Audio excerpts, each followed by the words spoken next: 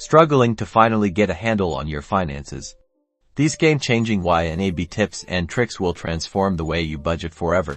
First, embrace the power of Age Your Money.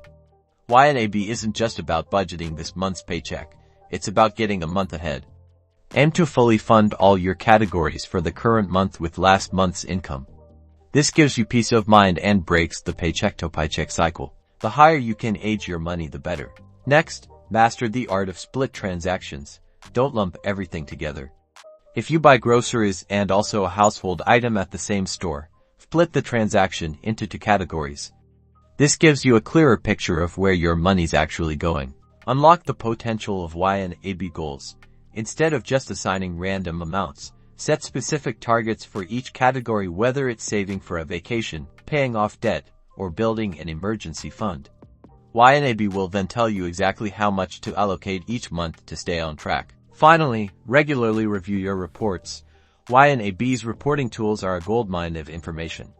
Track your net worth, analyze your spending habits, and identify areas where you can cut back or reallocate funds. Understanding your financial trends is crucial for making informed decisions and achieving your goals.